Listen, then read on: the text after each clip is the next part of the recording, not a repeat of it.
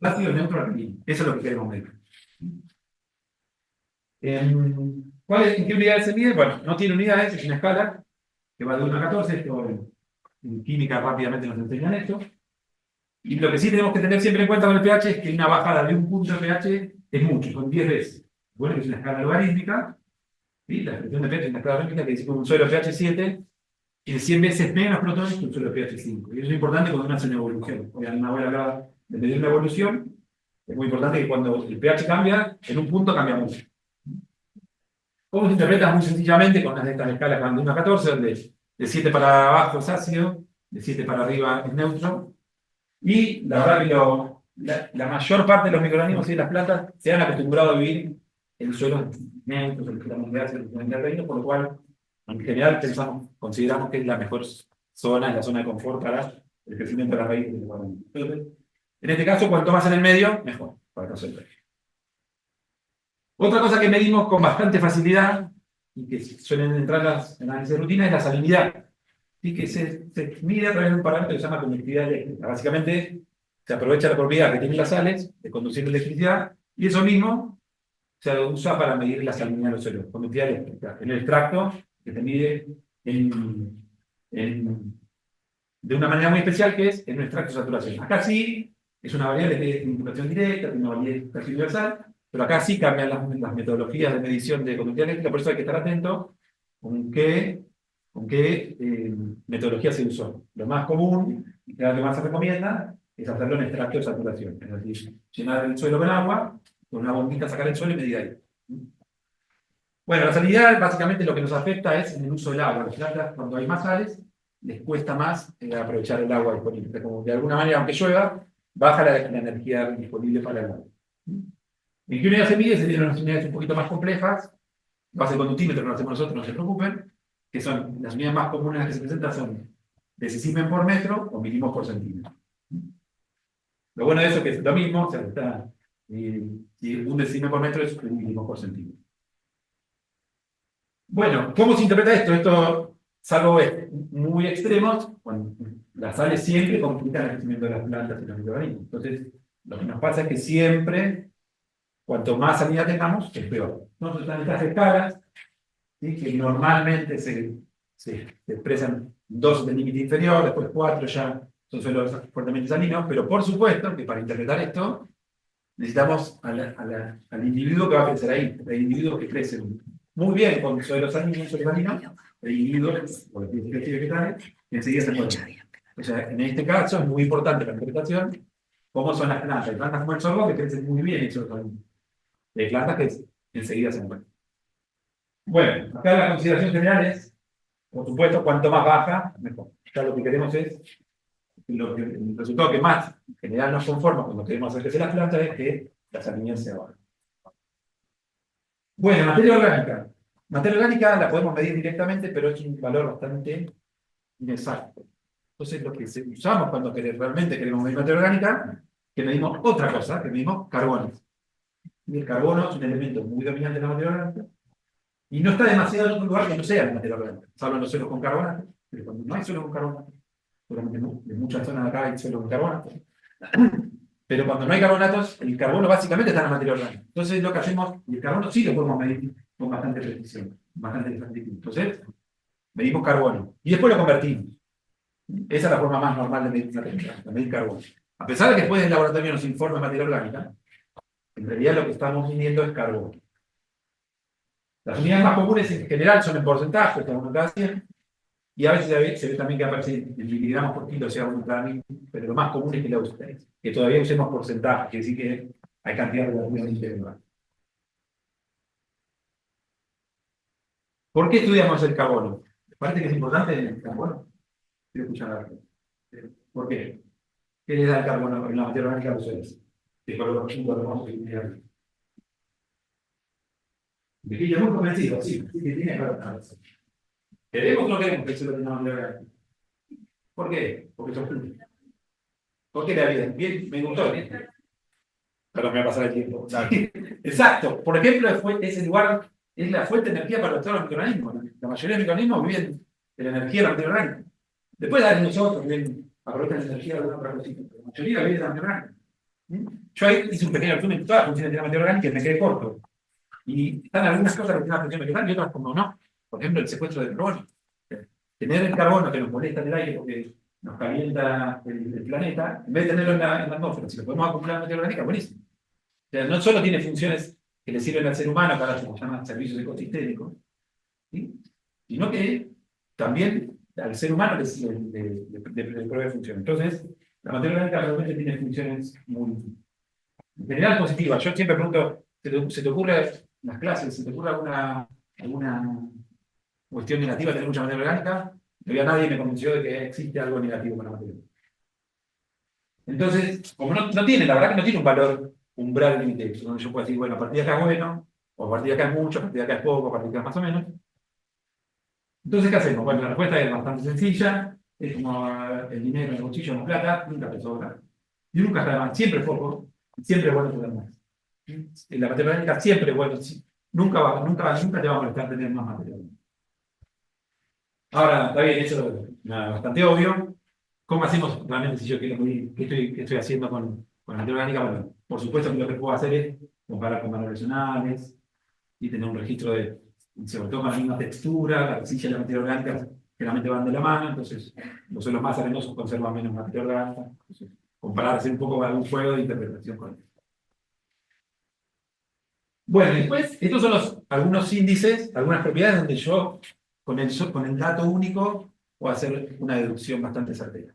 Pero después hay algunas otras propiedades que necesitan alguna curva de calibración. Y eso en general se refiere a los nutrientes, ¿sí? O a una parte de los nutrientes. Por eso, como ejemplo, son los nitratos, el fósforo, que es una parte del nitrógeno, el fósforo es una parte del fósforo. Son pedacitos de nutrientes que medimos, que simulamos la extracción de los cultivos, pero tampoco tenemos muy claro que estamos midiendo ahí. Y que después usamos para las recomendaciones de fertilización. Entonces, estos son propiedades que tienen una interpretación un poco distinta. Yo no puedo usar aisladamente estos valores. ¿Sí? Necesito algún otro dato que me ayude. Como ejemplo, esto podemos usar mucho, nos centramos en el fósforo extractable, que es la forma más común de decir si un suelo tiene la cantidad suficiente para que las plantas crezcan, la cantidad de fósforo suficiente. Lo que se hace es se mide fósforo, esa metodología mide fósforo en solución, más algunos cachitos que sacamos con alguna sustancia química que le llamamos extractante, que no sabemos bien qué estamos sacando, no tenemos una idea, pero no sabemos bien del todo qué estamos sacando. Y acá algo muy importante, y acá el método sí importa mucho, porque los extractantes varían. Nosotros usamos en Argentina dos extractantes más que nada, que son Breakfoods 1 y Olsen. Pero en otros países se usa otro Melich, por ejemplo. Y entonces el resultado no es el mismo. Entonces acá hay que tener mucho cuidado cuando uno interpreta qué metodología se usa. Bueno, ¿cómo interpretamos esto? Acá necesitamos otra herramienta para poder interpretar esto. No nos alcanza con el valor absoluto.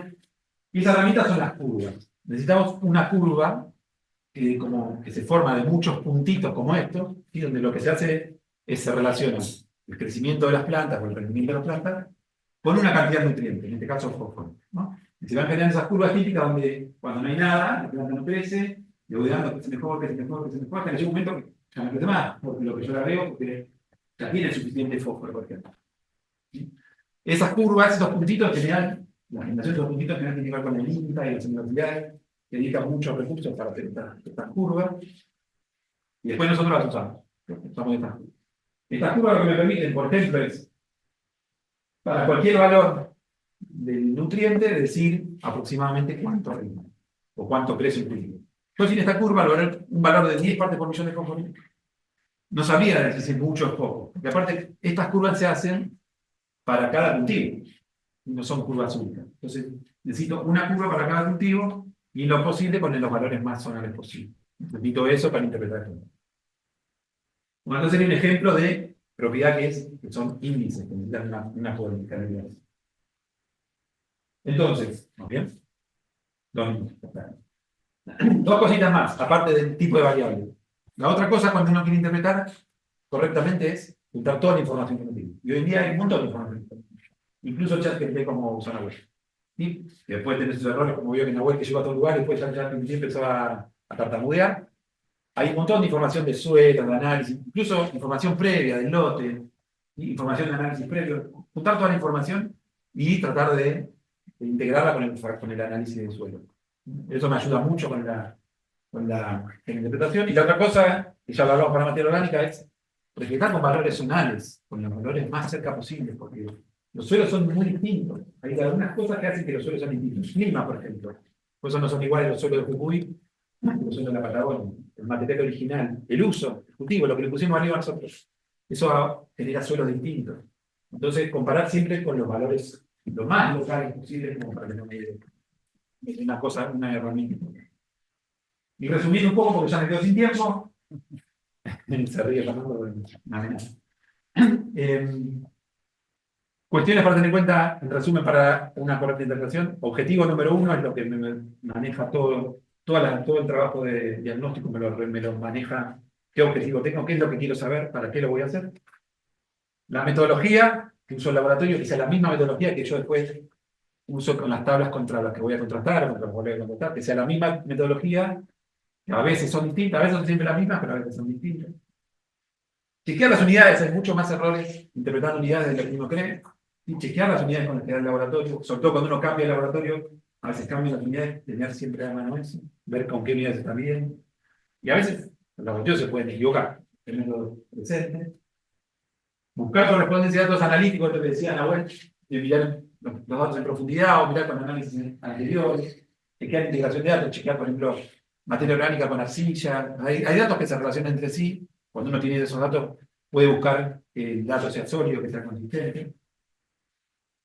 Comparar siempre con situaciones locales, buscar toda la información posible y repasando lo que dijo Nahuel, él dijo: el muestreo no puede corregir un buen análisis, no corrige un mal muestreo. Con la interpretación pasa lo mismo. Una buena interpretación no puede corregir ni un mal muestreo ni un mal análisis.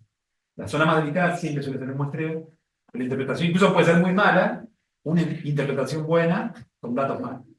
Entonces, la interpretación siempre está atada a que haya habido un buen muestreo y un buen análisis. Bueno, lo último y el mensaje que simplemente les quería dejar en esto del dilema que propone la FAO, muy interesante, de medir, monitorear y gestionar. Hubo muchos avances tecnológicos en muchos sentidos, en la agronomía y en muchas otras disciplinas, y así todo, no hay nada como el análisis de suelo. No hay otra herramienta todavía que exista que nos dé una información más precisa y más exacta que el análisis de suelo. No hay. Entonces, sigamos difundiéndolo, sigamos proponiéndolo y sigamos alentando el uso del análisis de suelo. Con todas las problemáticas que puede tener, con las fallas que a veces encontramos, es la mejor forma de conocer al suelo y cuidarlo. Bueno, muchísimas gracias. Ya les agradecí a todos. Bueno, agradeciendo a la prueba. Vieron que pasamos hicimos medir, monitorear, nos medimos mucho en toda esta temática de ver cómo muestrear y cómo hacerlo, y por ahí los problemas o los inconvenientes que puedan tener. Esteban nos metió después con esto de cómo ir a interpretarlo, que también tiene toda una serie de puntos a mirar, ¿no? Todo esto se conecta mucho con lo excelente que presentaron todos ustedes esta mañana. Yo creo que todos ustedes lo están pidiendo de muchas cosas que hicieron hoy a la mañana, que nos mostraban en los trabajos, que en realidad formaba parte de esto. Y ahora vamos a pasar a un tercer punto, que es mirar algunas de las cosas que también marcaron a Nahuel y Esteban acerca de: no es nada más que lo químico, es también lo físico, es también lo biológico, ¿no es cierto? Y también hay una parte del análisis de suelo, o de la evaluación de suelos, que era más complicada. Siempre hago la misma reflexión. Hay una herramienta de tortura que tenemos los agrónomos que se llama PAL. La podemos dejar, la clase en la camiseta, de otra manera que va a robar una herramienta de trabajo. Usemos la misma vez, ¿no? Entonces ahora la doctora Romina Fernández, el ministro Romina que suba. Romina es egresada de la Universidad Nacional de La Pampa, y su doctorado ahí, o en el sur, perdón, en la Universidad del Sur del país.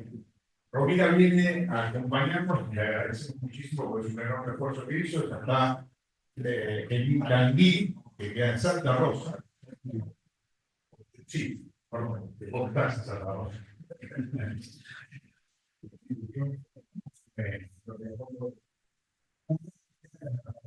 Pero para presentarnos el trabajo muy interesante que están haciendo ellos, que es con la evaluación visual de los suelos y todo lo que tiene que ver con las propiedades especiales de los suelos. Así que, bueno, un gusto que estés acá. Romina pertenece a la Estación Experimental de Nita en el Anguil, que está un poquito antes de Santa Rosa, para lo que vamos a ver acá. Y también es profesora de manejo de suelos en la Universidad Nacional de Roma. Así que escuchamos de la evaluación visual en propiedades. A ver si tienes más suerte. Tanto saludo a todos, buenas tardes. En nombre del Grupo de Suelos de Intanguil, en nombre del Grupo de Suelos de la Facultad de Agronomía, les agradecemos esta oportunidad de estar acá. Les mando saludos Beto Quiroga, seguramente muchos de ustedes lo conocen, y Elke Meyer, que son nuestros maestros. Y, bueno, gracias por invitarnos. Y gracias a la comisión organizadora, y me sumo a las palabras de Esteban Urquí de Nahuel. Entonces, qué complicado, ¿no? Qué poco mostramos como escucharlo, no lo voy a repetir. Y qué poco, si no mostramos que agarramos un poco el barreno para hacer un pozo de 0,20 o 0,30, dicen otros, lo que sea, para hacer un pocito de 0,20, 0,30, ¿quién va a agarrar la pala para hacer una trinchera o una calicata de 1 metro, 70 centímetros o 1,20 m? Hace un par de años atrás, con el grupo de trabajo, todos estos temas lo estábamos conversando cada vez más, veíamos que cada vez más se miraba el suelo de una camioneta, que cada vez nos costaba más bajarnos de la camioneta para tratar de evaluar la salud del suelo, y que cada vez más la tecnología nos estaba haciendo mirar los cultivos de cada vez más arriba, ¿no? Estábamos mirando los cultivos de las mapas de la cosechadora, la voluntad de la cosechadora, de la índice de NDVI, de los drones, de las imágenes satelitales, y todo esto está buenísimo. Y todo eso es necesario. Pero hay una desconexión con, che, ¿qué pasa? ¿Sobre qué suelo tener? Íbamos a campos, a través de, bueno, por solicitud de algunas demandas, y no lo sé, no. Y se sorprendían cuando había una trincherita y le explicábamos, o le tratábamos de explicar el por qué están viendo sobre el suelo y la explicación está abajo. Era una trincherita de 60 centímetros. En virtud de esto, y porque varios colegas de la actividad privada, empresas de la zona, estudiantes de la Facultad de Agronomía, nos venían solicitando a través del tiempo, ¿por qué no hacen algo práctico? Pero algo que esté solamente en un cuadernito, en un manual, en una guía. Y están 2 o 3 propiedades escritas allá, 2 o 3 cositas escritas acá, 2 o 3... Y no leemos, porque la verdad que se ve poco, lamentablemente. Entonces, nos están solicitando algo más práctico, una herramienta práctica, fácil, una guía para entender qué pasaba con los suelos. Así surgió esta guía en la parte de arriba. ¿Ven de arriba? Sí, es de arriba, pero no sé. Ahí está. Ahí se ve. Así surgió esta guía. Seguramente hay otras en el país. Seguramente hay otras. Seguramente se puede mejorar. Ya estamos pensando en mejorarla. Pero surgió esta guía. Surgió a causa de la demanda de la actividad privada de colegas y de estudiantes. Fue desarrollada sobre suelos de la región semiárida pampeana y pampeana también. Y surgió esta guía sobre la base de una publicación de la FAO. La FAO tiene una guía de salud de suelos. Hasta el momento lo hemos usado en esos sitios que vemos en el mapa. Seguramente hay algunos más que no me he dado cuenta de ponerlos. Y con bastante resultados interesantes. Esta guía se basa en un método visual. Visual, tengo que ver, observar a quién, al paciente. ¿Quién es el paciente? El perfil de suelo. La idea es que hay que ver el paciente a domicilio, hay que ver el perfil de suelo. Se trata de observar y de valorar indicadores de suelo. En esta guía Hay dos indicadores de suelo que nosotros consideramos, basándonos en la guía de la FAO, son muy importantes. El primero, como dijo recién Esteban, es la textura, que es lo que va a marcar cuánta agua va a retener el suelo, cuánto carbono puede secuestrar el suelo. El primero es la textura, y después hay otros indicadores que yo no me voy a entrar en detalle porque no tenemos tiempo. Les cuento que hacemos cursos a través de INTA, a través de la Escuela de Posgrado de la Facultad, donde enseñando a usar la guía y valorar el suelo nos lleva 25 minutos una vez que tenemos practicidad. No nos vamos a detener mucho hoy por cuestión de tiempo, pero rápidamente les cuento que son dos indicadores: textura, la estructura del suelo, velocidad, el color, presencia de moteados, presencia o no de lombrices, profundidad de raíces no está bien escrito, es profundidad efectiva, potencial de enraizamiento, compactación, encharcamiento, cobertura, erosión química eólica y salinidad. Son los dos indicadores que los valoramos cuando hacemos una trinchera. ¿Y cómo los valoramos? ¿Qué dijo recién Esteban? Un suelo franco es un suelo de excelente textura, porque tiene arena y marcita repartida equitativamente distribuido, ¿no? El suelo franco para nosotros le ponemos número 2. Si el suelo es muy arenoso, le ponemos un valor cercano a 0. Y si el suelo es muy franco arenoso, estamos en un valor cercano a 1. O sea, todos estos 12 indicadores tienen una valoración de 2 cuando el indicador es óptimo, de cercano a 0 cuando el indicador es pobre, o cercano a 1 cuando el indicador es moderado. Entonces, en la guía está escrito el porqué de estos dos indicadores y cómo se usan para evaluar la salud del suelo. Entonces, cada uno de estos indicadores le ponemos un número y cada uno de ellos se pondera con un número que puede ser 3, 2 o 1 en virtud de la importancia de cada indicador. Cuando hacemos esto y valoramos en el primer metro, tratamos de valorar estas cosas: porosidad, estructura del 0,20, color del 0,20, presencia de moteados. Tenemos que ir a mirar más abajo si hay moteados o no hay moteados. ¿Qué nos dicen si hay moteados o no? Si hubo presencia de falta de oxígeno en el perfil del suelo. Si yo me quedo con 0,20, no sé si hubo moteado o no hubo moteado. No sé si este suelo va a tener alguna otra oportunidad de tener un faltante de oxígeno donde están presentes los moteados. Los moteados me están contando cosas, que pasaron cosas. Si yo mosteo solamente 0,20 y me voy, no sé si hay una capa compactada a los 30 centímetros de profundidad. Es producto de las labranzas que hicimos en el pasado, que hoy la directa no pudo acomodar.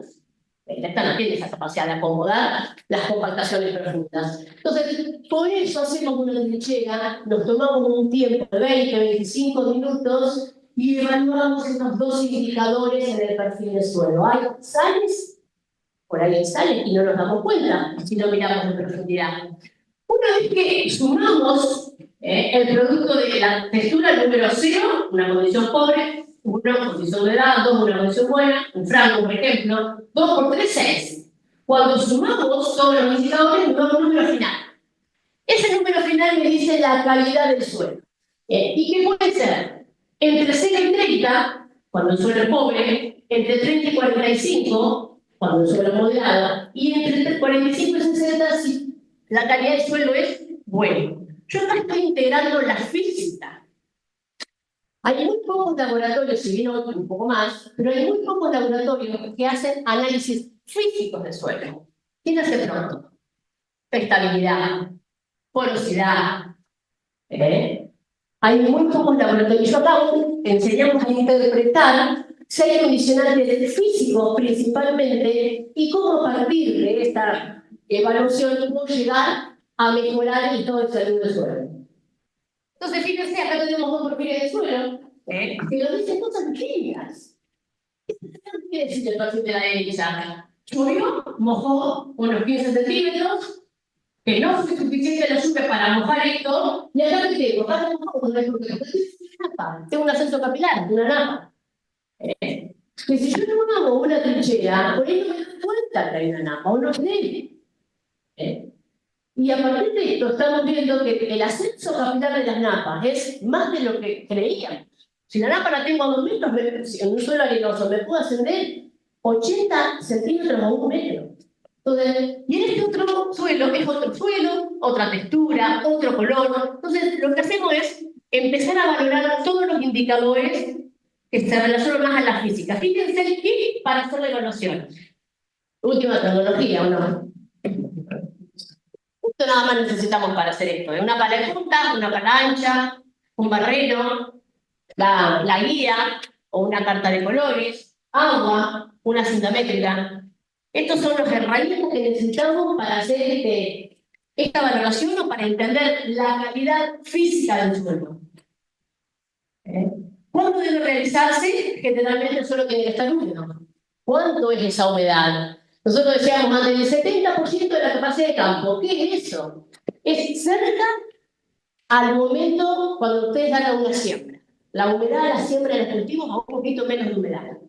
El suelo tiene que estar húmedo cuando debo realizar este tipo de evaluaciones. Cuando estamos medianamente cancheros, nos lleva 25 minutos por sitio. La idea, como dijo Nahuel, es ambientar primero. Tenemos que ambientar el establecimiento, la empresa. ¿Cuántos ambientes tienen? Hoy tenemos tecnología para ambientar. Esto se hace por ambiente. Lo ideal es tener una muestra de referencia, ahora vamos a ver qué es, y la trincherita es 1 metro de profundidad, así que no tengo tostas, donde demoro 60 centímetros. No es tanto, no es tanto. Entonces, bueno, ahí estamos trabajando, hemos andado por muchos campos, formando recursos humanos en utilizar esta guía, formando profesionales para que ellos brinden el servicio de evaluar la calidad física de los suelos. Y fíjense, yo acá les puse 2 perfiles de suelo, un poco más claro y un poco más oscuro. La evaluación visual, la suma de todos los indicadores, me dio 33, y acá me dio 48. Recordemos que tenemos 3 estados, de 0 a 30, de 30 a 45, y mayor de 45 el suelo tiene un muy buen estado físico. Y para ir haciendo un poquito más práctico, les traigo un ejemplo. Un ejemplo que lo vamos a sintetizar al máximo por cuestiones de tiempo. ¿Cuánto tiene una rica tiene los suelos de acá de alcance, verdad? 4,5, 5. Yo vengo de Santa Rosa, La Pampa, que tenemos suelo de 0,8% de materia orgánica, pero sepan que también tenemos suelo de 7% de materia orgánica. Y se los presento. Se los presento. Este suelo es un sitio de referencia, pero no hay clausura. Es una situación, un bosque grande de producción, ganadería, donde la ganadería tiene una producción de 30, 40, 35 kilos de carne por hectárea por año, o sea, está en producción, y ese suelo tiene 7% de materia orgánica. En este suelo, hace varios años atrás, fue Maxi con Carlos Virurtia, y llevaron un simulador de lluvia, ¿te acordás, Maxi? Un simulador de lluvia, y hicimos llover. Y medimos lo que entraba al suelo y lo que escurría.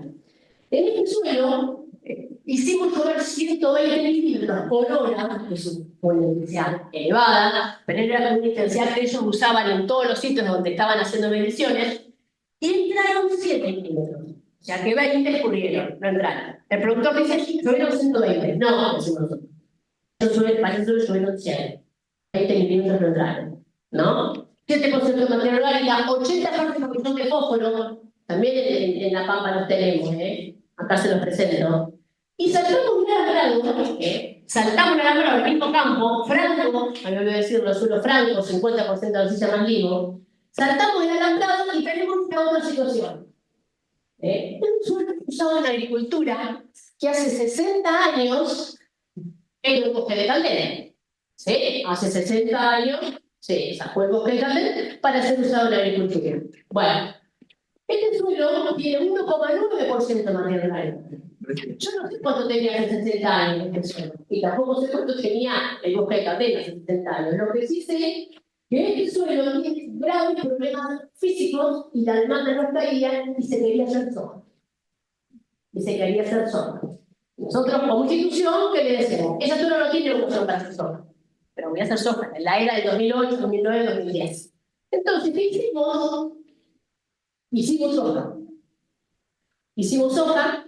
En el 2010 instalamos una secuencia de cultivos hasta el 2020, donde en ese suelo hicimos soja de monocultura.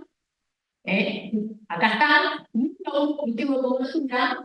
Y en ese suelo hicimos soja, acá está la soja, donde todos los años le pusimos un cultivo de monocultura. Tuvimos 9 años de cultivo de monocultura, hasta el 2020.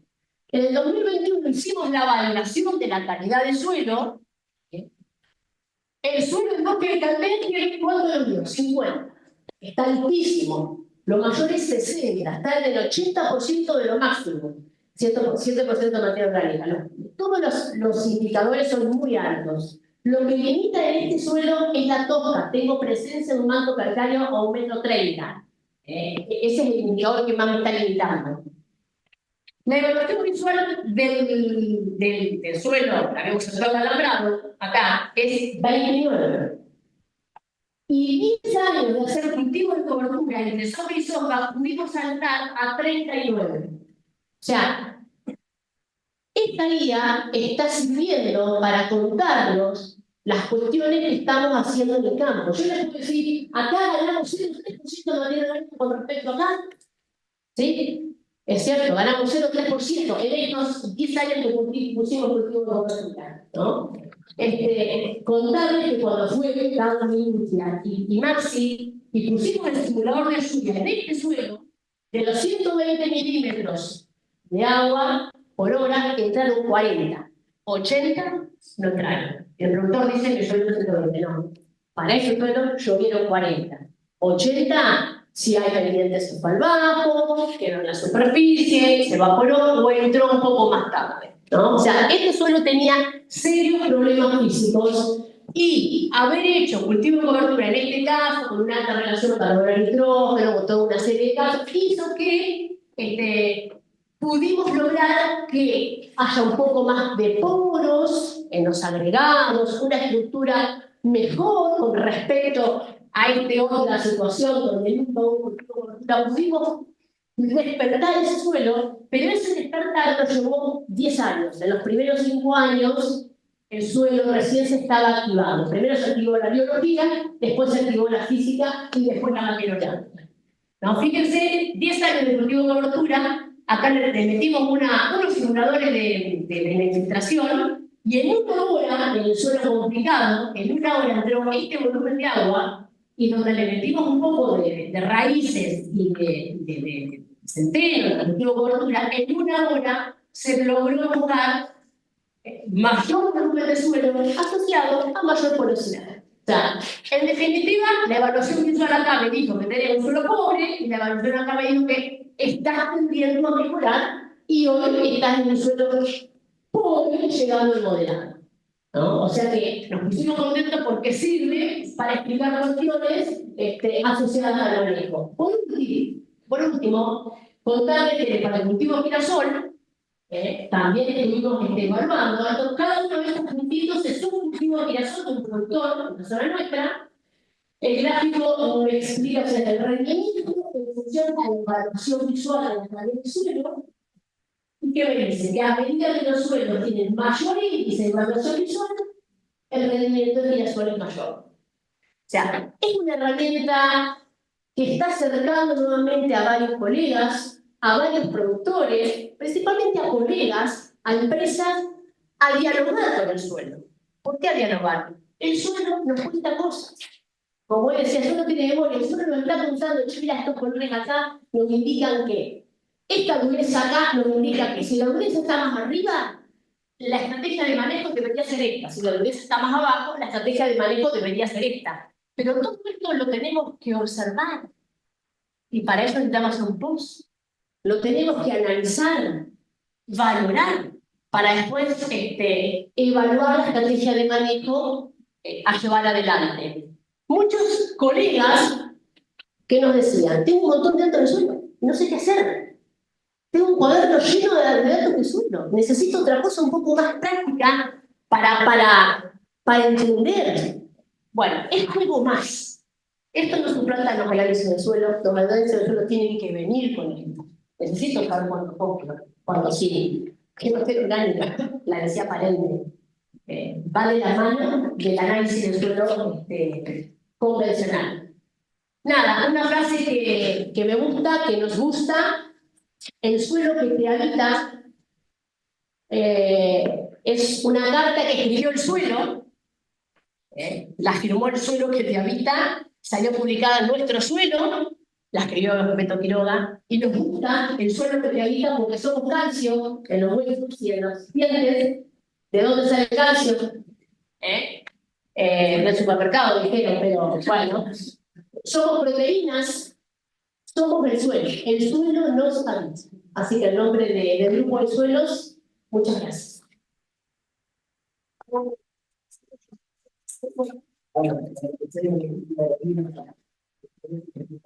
Sí, fuimos conectando lo de la mañana, ¿no es cierto? Me parece muy bien, decíamos, es la parte más técnica de la jornada, pero yo espero que los chicos, especialmente los más jóvenes, los que recién están empezando con el suelo, estamos bien pasados del suelo. Bueno, estén conectando claramente lo que ustedes están haciendo, que es mucho y muy bueno, con un poco lo que nos dice desde la parte más científica o académica. Dos o tres cosas antes de pasar. Esa foto, ¿saben? Es la que dijo Romina. ¿Cuántos años hace esto? No saquemos cuenta. Hace 2 o 3 años. Así que es verdad, vieron la verdad, los 120 entraron 100 y los 120 entraron 40. Y no lo que sí. Bueno, pero es muy interesante eso. Bueno, para no demorarnos más y antes que vayamos al café de intercambio, vamos a volver 4 menos 10 en la medida de lo posible. 2 o 3 recomendaciones importantes. Recuerden, ahora que van a intercambiar un poquito también entre ustedes, de ir pensando las preguntas. Una cosa es muy importante acá. Acá no hay pregunta tonta. ¿Sí? Así que todas las preguntas son válidas, ¿no? Atrévanse a todo porque por ahí vamos a saltar, como hay distintas gente, las caritas en la audiencia, a más iniciales o un mayor nivel de detalle. Todas las preguntas válidas, así que háganlas. Eso va para ustedes y también para ustedes en el chat de YouTube. Así que bueno, 4 menos 10 volvemos, vamos a ver un poquito más de gestionar y el intercambio va a ser, creo, una vez. 4 menos 10, gracias. Pérez, una cosita antes que se vaya. Me olvidé de aclarar, la revista que funcionó Romina es la revista de difusión de la Sociedad Argentina de la Ciencia del Suelo, está disponible en la página web www.suelo.org.ar. Muy linda para revisarla cada edición. Bueno, y vamos a pasar a medir, monitorear, gestionar. Y Norma Florencia Carmen, que es egresada de la Facultad de Ciencias de la Universidad de Mar del Plata, nos va a presentar, usando un poco la sustentabilidad, el programa de los doctores del suelo. Así que vamos a estar una gestión, ¿no es cierto? Sí. Así que bueno, muchísimas gracias Florencia. Florencia trabaja en la PRESID y en su trabajo justamente es líder de este programa de doctores del suelo que nos va a contar ahora. Sí. Bueno, muchas gracias por la presentación, gracias a los que se quedaron y los que están del otro lado de la virtualidad. Vamos a hacerlo cortitos, que están todos cansados. La idea es contarles un poco el programa Doctores del Suelo. Hoy compañeros de panel hablaron mucho sobre cómo medir, cómo gestionar, cómo monitorear, bueno, un poco cómo interpretar todos esos resultados. En este caso es presentarles un poco este proyecto que tiene mucho que ver con esas 3 cosas. Y agregando una palabra nueva al tema que propone FAO, impulsando sustentabilidad, es el título que le puse a mi presentación. De eso se trata un poco lo que yo hago desde APRESID. Así que bueno, primero presentar APRESID, no sé si todos conocen APRESID, es la Asociación Argentina de Productores de Siembra Directa. Nuestra misión es impulsar la producción sustentable, de producción de alimentos, de fibras de energías a través del cuidado del suelo y del conocimiento en red. Y bueno, ustedes se preguntarán qué es la producción sustentable o de qué manera nosotros interpretamos una producción sustentable a través de 5 pilares, que son los que están ahí en pantalla. El primero, cero labranzas; el segundo, diversidad de cultivos; el tercer pilar de esta producción sustentable, los cultivos vivos todo el año. Hoy a la mañana hablaron mucho de este tema, de que el suelo está vivo. Bueno, eso es un poco también lo que impulsamos desde APRESID. La nutrición balanceada, también lo hemos mencionado en las distintas exposiciones durante el día. Y el menor uso de insumos para el control de plagas, eso es lo que impulsamos en la asociación. Y para impulsar un poco todo esto, hay un proyecto dentro de APRESID que yo lo coordino, que es el Instituto Aprender. Su finalidad es hacer extensión sobre estos pilares y afianzar estos conocimientos que vamos generando y que van generando todos los investigadores y colegas, como mencionaron hoy, a través de acciones de capacitación, a través de extensión. Ahí en la foto estamos presenciando una capacitación de Fernando Andrade. Si no lo conocen, lo buscan sus libros, son excelentes. Bueno, eso es un poco el Instituto Aprender. Los objetivos del instituto son transmitir los pilares del sistema de siembra directa permanente, ser una red de captura de demanda, un espacio de cooperación de una agronomía responsable, desarrollar visión sistémica y mitigar el avance de labranzas como objetivos que lo que buscamos en las acciones de capacitación y extensión que hacemos. Una de ellas, este año tuvimos la suerte de tener el apoyo de FAO y la Alianza Mundial por el Suelo para, junto con INTA, APRESID e INTA, ser promotores nacionales del programa Doctores de Suelo en Argentina. Este es un programa a nivel mundial, una iniciativa a nivel mundial, que lo que promueve básicamente es la formación de agricultor a agricultor o de productor a productor, que tiene el objetivo de desarrollar la capacidad de los productores en materia de manejo sustentable de los suelos, y tiene mucho que ver también con la charla anterior de Romina. El proyecto propone una serie de pasos para hacer esta red de conocimiento.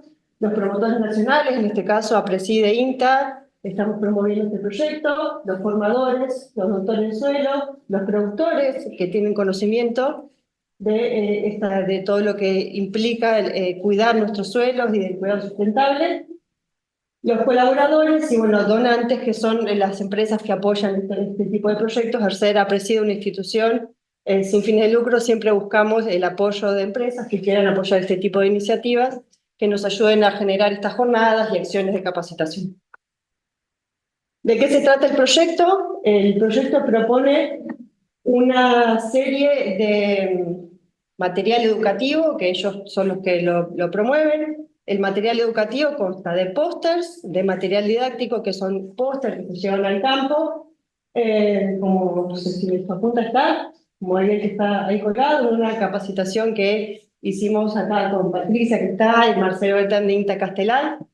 Y después, además de los pósters como material didáctico, una serie de guías de campo para la evaluación visual de los suelos, como mucho que ver con lo que mostraba Romina hace un rato. La idea es un poco la misma, que con materiales sencillos como una pala, un mostrador, una pipeta con agua, una lona, podamos hacer distintas evaluaciones a nivel de campo y enseñarles a los productores a hacerlas ellos mismos para que conozcan su suelo, para que conozcan su ambiente. Acá les muestro un poquito, un ejemplo nada más. Este es un póster. De esta manera vienen los pósters, o sea, se descargan desde la página de FAO. Esto los imprimimos en material de lona para poder llevarlos al campo y generar este tipo de jornadas. Y la guía de campo, que simplemente las imprimimos. Cada ejercicio es una guía de campo y está detallado el paso a paso de cómo hacer las distintas evaluaciones. Por ejemplo, esta es estabilidad de los agregados y te cuenta la importancia de ese ejercicio de campo, cuáles son los materiales que se necesitan para llevar adelante ese ejercicio, y el paso a paso de cómo hacerlo, y en la última hoja de la guía, la interpretación también muy importante de esos resultados. Así que, bueno, simplemente quería mostrarles un poco de este proyecto y de qué manera desde APRESID buscamos impulsar la sustentabilidad, buscamos impulsar que se monitoree, que se gestione, que se mida Hoy decían también, todas estas evaluaciones que buscamos hacer a campo y que queremos enseñar a los productores a realizar, no reemplazan el muestreo de suelo, no reemplazan la información, pero nos parece importante llegar hacia los productores y mostrarle que con simples elementos pueden hacer estos ejercicios de campo y pueden tener conocimiento de cómo está compuesto su suelo y cómo se desarrolla. Entonces me parecía interesante traer este proyecto acá hoy como Día Mundial del Suelo, así que agradecer la invitación. Me pidieron que cierre con una frase, no gustó esta: no podemos cambiar el pasado, pero sí podemos construir un futuro sostenible cuidando el suelo que nos sostiene. Así que bueno, cierro con eso y muchas gracias.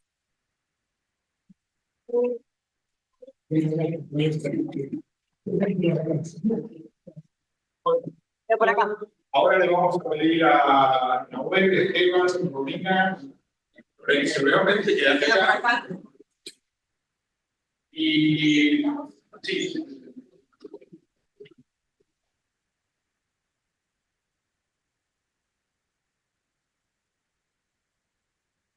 Les decía, a la medida que vamos teniendo preguntas, vamos a empezar con las de ustedes. Así que si quieren ir levantando la mano y si queda, nos puede ayudar con el micrófono que está. Acá.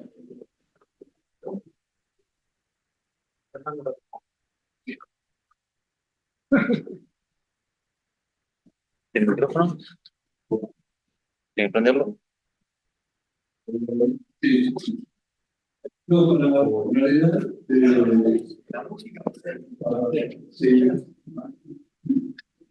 Para la web, una reflexión. Yo creo que lo que comentó me pareció muy interesante, eso, es que en realidad, ¿por qué solamente el 25% de las tierras cultivadas o cultivables solamente se cultivan? Básicamente porque muchos productores y asesores se basan en recetas y no en tecnología de proceso. La receta es algo rígido, estable, mientras que la tecnología de proceso, como lo que yo no veo, es dinámica. Cambia el objetivo, el muestreo, cambia el proceso de paisaje, el cambio de estado. No es lo mismo mostrar un lote para la agricultura de 2 hectáreas o un lote de 200 hectáreas solo. O sea que para mí me preocupa que todavía, sobre todo colegas, siguen trabajando solo en las recetas. Ese era un comentario más que una pregunta. No, sí, gracias Daniel. No, totalmente de acuerdo. Y lo más preocupante de eso es que no es solo a nivel de. No es un tema de escala. ¿No? Hay productores y colegas que asesoran 100.000 hectáreas y hay colegas que asesoran 10.000. Y en realidad uno dice, no, el productor chico no va a hacerlo. No es un tema de productor, es transversal. Y lo peor de todo eso es que esas malas costumbres se están, digamos, contagiando a otras zonas más nuevas, donde cuando uno va, no banea, ve exactamente lo mismo o peor que lo que se ve acá. Es preocupante y bueno, creo que un poco la reflexión de ChatGPT, que dice, bueno, hay que seguir con la educación, con la concientización. Todas las instituciones públicas tienen mucho que hacer en eso, el colegio, las instituciones. Y bueno, el gran problema que tenemos, yo creo que para eso me parece que estamos un poco todos acá, haciendo un poco de eso. Así que comparto plenamente lo que Pero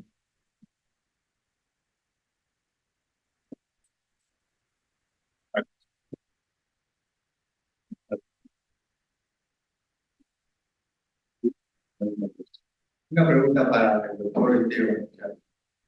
En una charla que tuve hace unos meses con el grupo CREA, nos vinieron a ofrecer un servicio a ver si certificábamos bonos de carbono para la movida. Y cuando yo pregunté cómo pensaban medir la evolución del carbono en nuestros suelos, imaginaba algo bastante. ¿No? Lo que hacemos, lo que usamos el barreno, sabemos que lleva bastante esfuerzo, y me dijeron que pensaban hacerlo con un satélite, una medición que tenía la posibilidad de penetrar bajo tierra. yo les pregunté que por ahí, para mí, hasta lo que yo sabía, medía cada rojo el tema del pasto. ¿Qué conocimiento tenés de eso? Si alguna vez has escuchado eso y qué te parece, ¿no? Profesional. Gracias por la pregunta. No, nunca escuché algo como que el satélite penetra y puede medir adentro. No he escuchado. Me sorprenden muchas tecnologías, hay algunas que tienen un viso un poco más de calidad, otras quizás no tanto. Es cierto que la emisión de carbono se puede con algunas medidas no destructivas, o pueden medir una tecnología que requiere mucha cantidad de músculo y poder llegar, pero tiene que ser sobre suelo desnudo. Incluso en el laboratorio se complica conseguir valores más o menos lógicos, como muestras no disturbadas. Y así todo es difícil, por eso yo decía hoy cuando las mediciones a campo, al análisis de suelo todavía no hay mucho con que dar, muy difícil. La tecnología que todavía tenemos, hay mucho trabajo trabajando en eso. Tecnologías no destructivas, con mucha metro a metro, que puedan medir la propiedad del suelo. La verdad que por ahora la mayoría son solo promedio. Hay muchos que están trabajando, probablemente acá a unos años pueden existir tecnologías un poco más específicas. Pero todavía, por eso yo cuando empecé a aprender, pues todavía sigue siendo el análisis de suelo la mejor forma.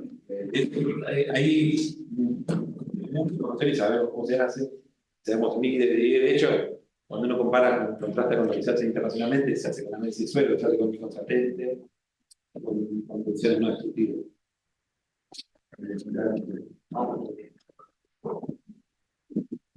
Yo los invito, si quieren hablar sobre cualquier pregunta de cosas. Digamos, para Una aclaración a nivel mundial de protocolos, si hay protocolos de la FAO, y ahora recientemente el protocolo de APRESID crea la Asociación de la Ciencia del Suelo para el muestreo de carbono, muestreo físico. Y a nivel mundial, lo más confiable es el muestreo físico. O sea, todavía no está del todo calibrado y validado por el tipo de lo más objetivo que se puede lograr para el seguimiento de la comunicación. Aparte, es para Florencia la pregunta. Conozco el programa porque formo parte del ITPS y he visto su evolución. decir que esa gente puede ser. El ITPS es un panel intergubernamental sobre el suelo que depende de la Alianza Mundial por el Suelo y de la FAO. Mi pregunta es, conociendo cuáles son los materiales didácticos, cuáles son los materiales físicos que se proveen en algunas comunidades, ¿cuál es la diferencia? Primero, ¿a qué productores están pensando orientarlo y a qué productores están llegando en el programa? Y por otro lado, ¿qué se diferencia el programa de lo que en su momento lanzó el Departamento de Agricultura de Estados Unidos en los años 90, promovido por John Doran, y después, de alguna manera, replicado y mejorado en INTA Castelar por el Gustavo Mocatelli y el equipo? ¿En qué se diferencia? ¿Con la valija, con los elementos, las cositas, más o menos lo mismo? Sí, bueno, respondiendo en orden un poco las preguntas, ¿a qué productores estamos apuntando? En principio, no sé si esto está prendido. No. Hola, hola. No. Ahí va. Hola, ¿cómo está? Bueno, para responder un poco en orden de las preguntas que estoy haciendo, ¿a qué productores estamos apuntando? En principio hicimos este año una primer prueba piloto del proyecto, un primer grupo de formadores, que fueron 25 técnicos, 10 técnicos de INTA, 10 técnicos de APRESID, hicimos la primera capacitación en INTA Castelar y estamos empezando a hacer las primeras jornadas de formador a doctor del suelo, un poco siguiendo esa escalera que promueve el proyecto, digamos, que promueve hacer esa red de intercambio. Así que estamos apuntando a asesores técnicos regionales. Los asesores técnicos regionales son una figura de APRESID, que es un asesor que coordina un grupo de productores de una regional. Entonces, nuestro objetivo es formar a los asesores técnicos regionales para que ellos formen los productores de subregional y los productores subregional puedan hacer extensión en las distintas jornadas que ofrecen las regionales, las UPAs y demás, o poder tener un espacio para intercambiar sobre salud de suelo. Sabemos, digamos, que el material didáctico, o incluso la valjita y los elementos, en muchos casos, en muchas jornadas, para muchos de los técnicos que van a hacer la formación, quizás se queda corto, pero creemos que es una primera excusa, por así decirlo, para acercarnos a los productores, para volver a hablar sobre el suelo, para poder volver a plantear las bases, y a partir de eso empezar a construir, incluso poder mejorar el material que promueve el proyecto, poder mejorar ese material didáctico, poder promover mejoras. Hay una segunda etapa del proyecto, que la primera es las actividades de formación, con los pósters, con las valicas, con los materiales, y una segunda donde a partir de la interpretación de esa información se le brinda al productor estrategias para mejorar su sistema productivo. Eso está en elaboración por parte de FAO, y nuestro objetivo también es poder colaborar en ese sentido a partir de todo lo que hacen los distintos programas de APRESID. Un poquito sobre eso. Si te entendí bien, por ahora va a quedar dentro de la órbita de productores APRESID, o está abierto a otro productor que quiera ser parte del programa, sí, ser doctor. Sí, está abierto, como dije. El proyecto lo estamos impulsando desde el INTA y APRESID. Las primeras capacitaciones las hicieron tanto extensionistas, técnicos de INTA, como estos asesores técnicos regionales de APRESID, o productores que quieran acercarse al proyecto. Y las jornadas que promovemos de formador a doctor del suelo están abiertas para cualquier productor que quiera acercarse a esas jornadas y compartir el doctor del suelo, por así decirlo. Y en esas jornadas llevamos los postres, llevamos los ejercicios de campo, y bueno, hasta ahora hemos hecho 2 o 3 jornadas, así que estamos empezando a realizar estas pruebas piloto de cómo sale este proyecto, cómo promovemos el programa también, porque para que ustedes sepan, el programa Doctor del Suelo es un programa global, y el material didáctico y el ejercicio son muy generales, muy básicos, por así decirlo, porque están pensados para que lo pueda hacer alguien acá y alguien en África, no sé, en cualquier lado, en un país subdesarrollado, en una huerta familiar, todos los mismos ejercicios y postres puedan ser aplicables en distintas situaciones. Entonces, vamos a tener que hacer algunas adaptaciones, depende del grupo con el que estamos manejando. Entonces, hay productores muy técnicos, hay productores con mucho conocimiento, pero creemos que es una manera de acercar al productor y de nuevo de usar este programa como una excusa para volver a hablar sobre sustentabilidad, sobre todas las cosas que mencionaron los agresores, monitorear, monitorearnos, hacer análisis.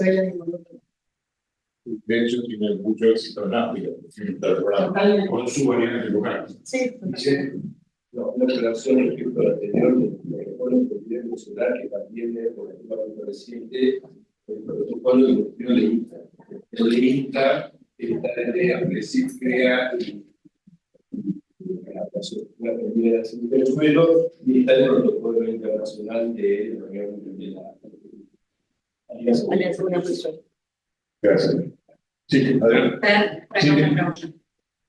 No veo que quería hacer una cortina para que coincidiera con el ChatGPT en cuanto a por qué no se hacen más de los campos de eso. Y la otra un poco más amplia para los 4, si están teniendo alguna noticia o se está teniendo un poco más en cuenta lo que es la microbiota de los suelos o de las mesóferas a la hora de tomar en cuenta como parámetro de calidad de suelos, porque quizás se tenga más en cuenta lo químico y lo físico. No sé si la parte biológica también se tiene en cuenta o los doctores tienen conocimiento. Bueno, nada, coincido sí en las cuestiones que marcan el orden que le da a las cuestiones, digamos, pone el segundo costo y eso. Es más, uno dice, por el tema del tiempo de producción, pero uno se sigue preguntando por qué el costo, es bastante interactivo, ¿no? Y empieza a decir, no, en realidad el costo indirecto, porque tengo que contratar a un asesor que me lo interprete, en realidad eso nunca pasa en la realidad. Entonces, el costo para mí es uno de los últimos. Arriba sí puede ser, hay un tema de, me parece a mí que el día a día el asesor en general pasa por encima, la economía, digamos, los tiempos, y no tercerizar los servicios, eso sí que es lo más adecuado. Digamos, vamos a meter suelo, vamos poco, mucho, pero bien, démosle a gente que lo hace. No la misma gente del campo que tiene millones de cosas que no van a construir suelo, porque no sirve de nada. Yo digo, no lo hagan, digamos, por más que esté convencido de la importancia de construir suelo. O sea, me parece que hay un poco de eso, hay un poco del descreimiento en muchas zonas. Nosotros estamos acá cerca de la universidad, de la Facultad de Agronomía y demás, que es un centro obviamente potente de formación, de información y demás. Si uno se va un poco de estas zonas, y hablar, si no va a Moneda y no va, sabe que la muestra toda con pala, con la mano, todo. Entonces, y después el dato que habla, no saben si las unidades, decía Esteban. Entonces, hay mucho también de falta de formación, de educación, de eso también, y eso me parece. Y después hay malas experiencias, ¿no? Muchas empresas que han usado los datos de suelo, han llenado planillas Excel, pero cuando lo tienen que aplicar, no le ha dado buenos resultados, o empieza a haber cosas raras dentro de los laboratorios, y bueno, y eso muchas veces ha jugado en contra de la tecnología. Entonces hay un poco de todo eso. Contándote, en el orden no, en las cuestiones sí, pero me quedo con la final, el resumen que hace de eso de más educación y más concientización en cuanto a la importancia del estudio del suelo. Avance tecnológico. Bueno, no, yo tengo mi hija la primaria. Con respecto a la inclusión de los microorganismos en la calidad del suelo, para mí es como dos partes. La teoría y la práctica. En teoría, los investigadores hace mucho que saben que la vida, los microorganismos en los suelos es muy importante. Eso en los últimos años ha trascendido el sector académico y hoy en día los doctores y los técnicos de la mayoría están de acuerdo con eso. En teoría, estamos todos de acuerdo. Pero me parece que lo que pasa en la práctica es que, como en general las propiedades microbiológicas en general son bastante más complejas de medir, con una historia mucho más reciente, y buscando algo que uno de los chicos lo dijo, o sea, miles de millones de microorganismos que todavía no sabemos bien qué es lo que hay. Creemos saber, conocemos algunos, el montón que ni siquiera podemos poner nombre. Entonces, después en la práctica, incluso en el sector académico, ni hablar, pero como el productor, incluso en el sector académico a veces le cuesta un poco llevar a la práctica, bueno, esta medición de microorganismos o de la vida de la microbiología me puede impactar, lo puedo llevar a algún. Se usan algunas muy básicas, la respiración, cosas que se pueden hacer en los laboratorios. La mayoría de los laboratorios en otro país tampoco son tan sofisticados, entonces tenés una complicación ahí metodológica difícil de traspasar. De hecho, cuando mucha gente del INTA, trabaja en índice de calidad, en de calidad, se vuelve loco, mide unas cuatro, físicas, químicas y biológicas, mete un montón, después se vuelve loco haciendo las microbiológicas, porque encima dan resultados generales. Y después muchas veces se correlacionan tan bien con la materia orgánica que la materia orgánica la absorbe.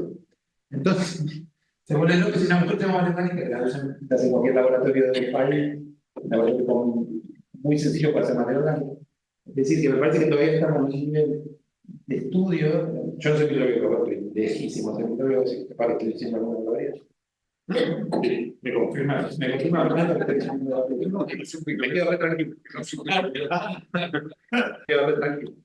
Pero me parece que hay una cuestión que nos encanta, y de hecho también incluso hay una movida comercial que empuja en esto, que no es solo que el ser humano se ha vuelto más bueno y piensa más en la biología, sino que también hay una cuestión comercial que empuja con el tema biológico. De hecho, bioeconomía se llama hasta hace no mucho tiempo la secretaría. Pero me parece que todavía hay un tema, perdón, ya me tomé mucho tiempo. Me parece que hay un tema práctico ahí de metodología que todavía estamos lejos de poder darle un uso práctico a esto, que todos sabemos que es parte importante de la calidad del suelo. Hacer indicadores biológicos, meterse en ese mundo, además de eso, es muy caro.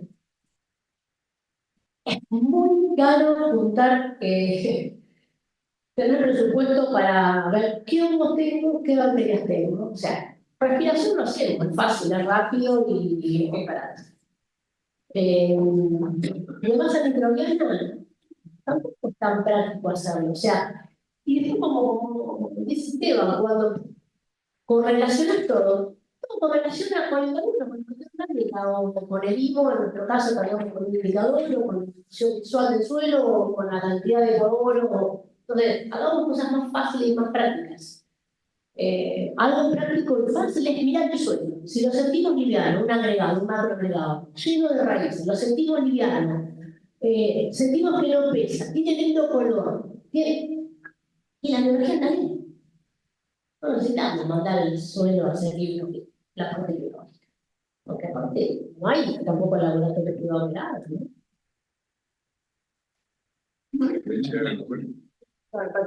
No, pero antes de la pregunta. Aquí. Yo quería preguntar, podría poner cuatro. No, por ahí sí coincido con el tema y con Romina.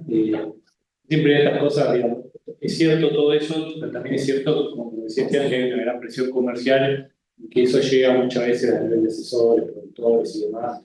Y hay productores que no saben cómo armar reglas y dicen, voy a vivir el idioma de mi suelo. Y ahora decimos, bueno, para NAS. Pero, por ahí es, ¿para qué? ¿No? ¿Para qué? ¿Para qué? ¿Cuál es el objetivo? ¿Cómo qué lo va a contrastar? Entonces, frente a todo eso, un poco yo al final ahí de la reflexión decía, linda historia, pero quiero ver los datos, en inglés, y un poco es eso, ¿no? Desde la universidad, la institución, el CONICET y demás, siempre tratamos de, bueno, hagamos agricultura, nutrición basada en evidencia, entonces decimos. Vamos a medir biológico, bueno, tengamos evidencia científica, que eso sirve para algo. No la vamos a gastar para tener un sentido. Y es mucho más fácil medir materia orgánica. Que solamente mide el 20% de los productores. Entonces yo le digo, ¿por qué no medimos el 100% de los productores de materia orgánica y olvídense los biológicos? Teníamos todo mucho mejor, ¿no? Es más simple para él. Pero hay eso, y si ustedes prenden la radio de acá, que van a ver que hay presión comercial, no dicen, no hay ninguna propaganda de que hay que mostrar los suelos, pero está llena de propaganda biológica. Tengo dos acá. Sí, Lo que quiero preguntar. Vamos a hacer. Vale. Ahora vamos a tener que hacer. Bueno, ese micrófono para ti. Las organizadoras tienen prioridad.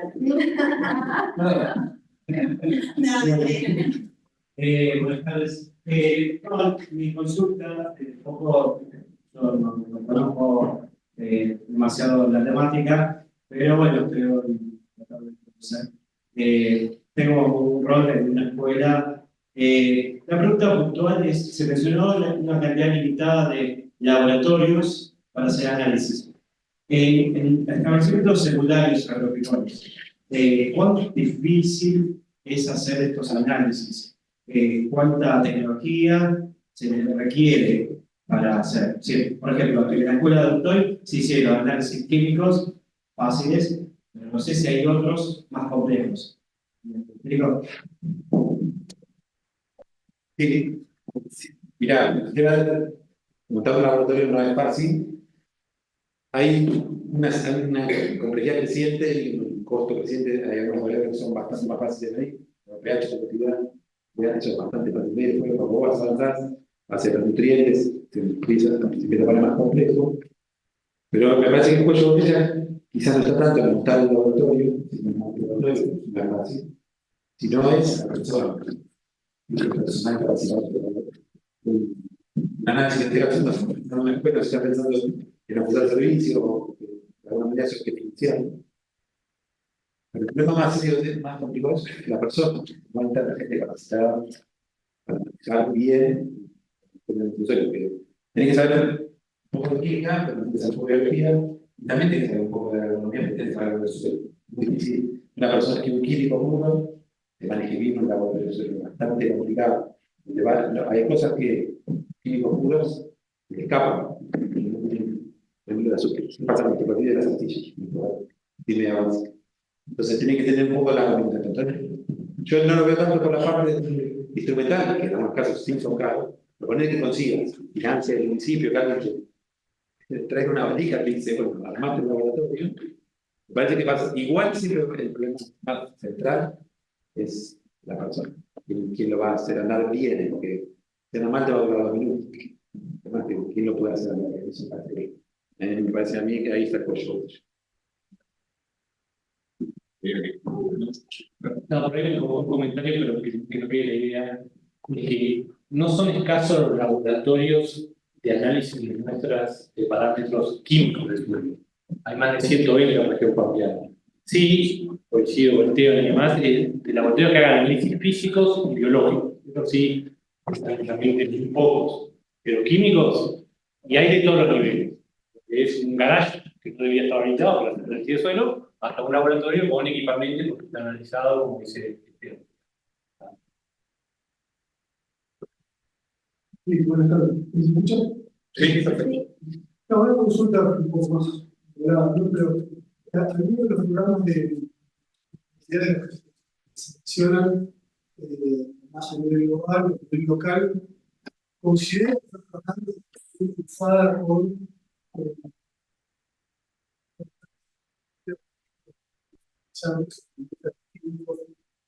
industria de combustibles para cuando haya certificación de calidad de carbono. Están más preparados desde el lado de realizar el impacto negativo que tiene la sobrefertilización, la sobrecirculación, la sobreaplicación de productos, ¿no? Que puede terminar saliendo de los mismos resultados de este trabajo, ¿no? Porque, debe haber tantos casos de subfertilización como de sobrefertilización. Se da mucho en la industria o en los grupos que tienen más capacidad económica, es muy frecuente ver sobrefertilización, es muy frecuente ver sobreaplicación de productos. La pregunta es si la calidad de las industrias y no sea solamente un solución.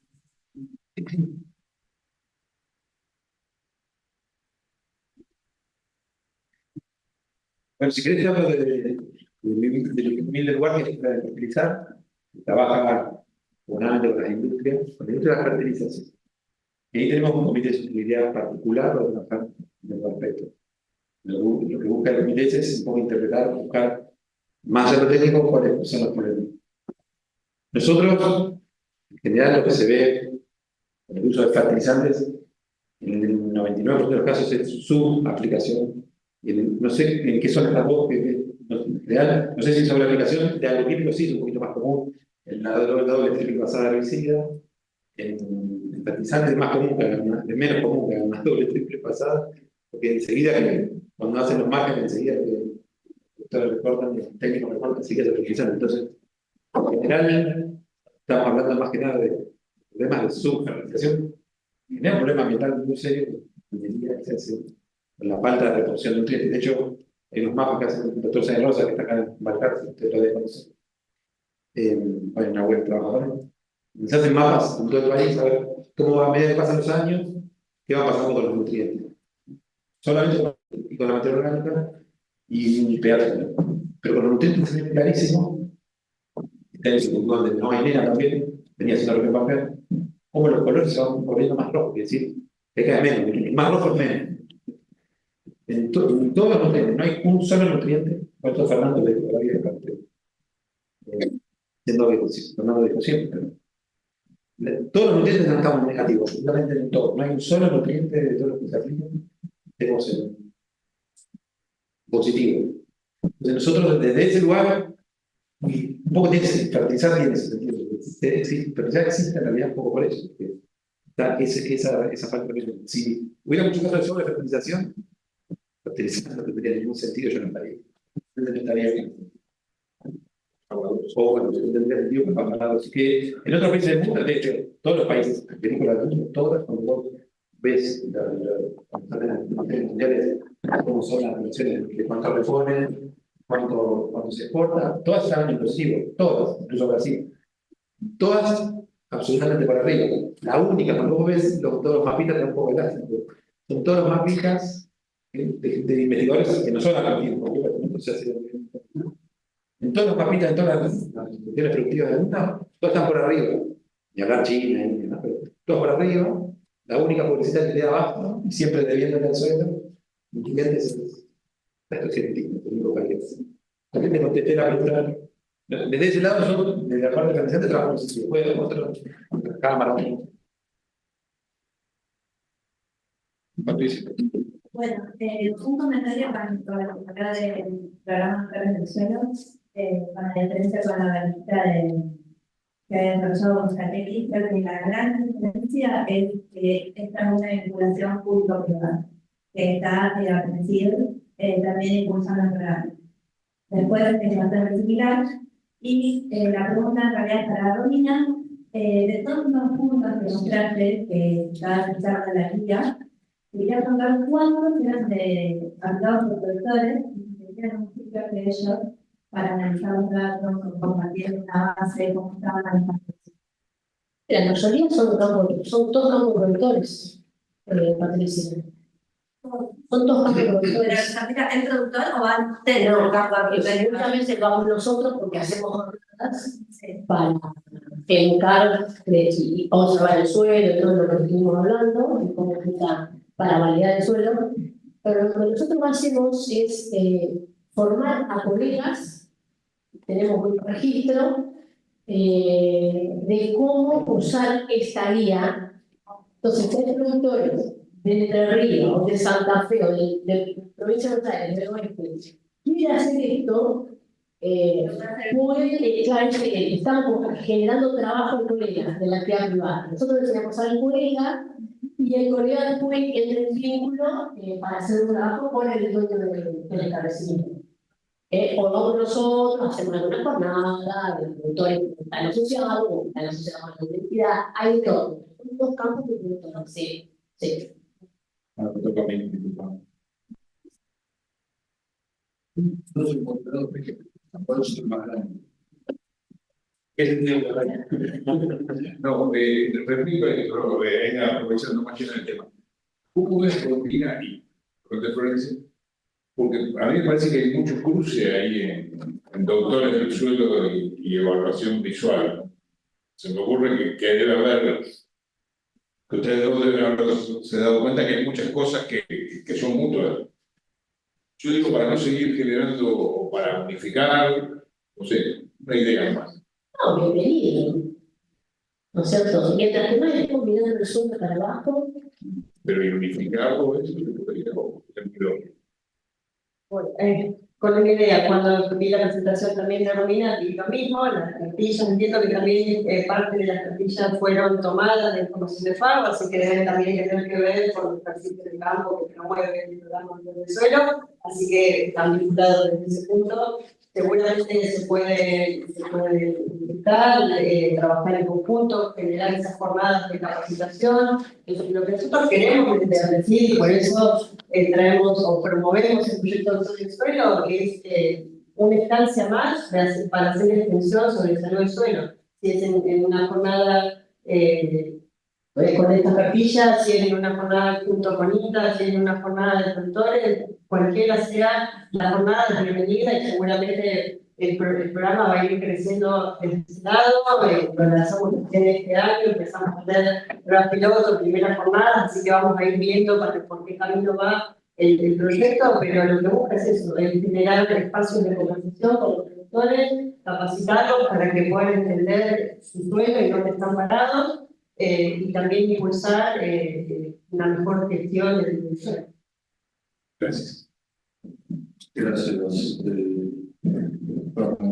No, algo que me preocupa, por mí no, pero que tiene que ver con toda esta especie de desarrollo muy fuerte y muy rápido de lo que son los bienes húmedos, tanto sólidos como líquidos. Hay muchos que andan revoloteando por ahí que uno no sabe realmente qué es lo que tienen y qué es lo que no tienen. Y me parece que ese es un desafío duro para tanto el muestreo como para los análisis en laboratorio. Quizás ahí la parte biológica tiene un juego mucho más relevante, pero evidentemente no deja de ser una preocupación cuando uno ve caldos y cosas dando vueltas por ahí, como que tienen que caer en el suelo. Pero realmente no sabe el impacto real que tiene y cómo se hace. Me parece que ese va a ser un desafío futuro no muy lejano para que los laboratorios empiecen a dedicar a ese efecto, ¿no? Entonces vamos a meter.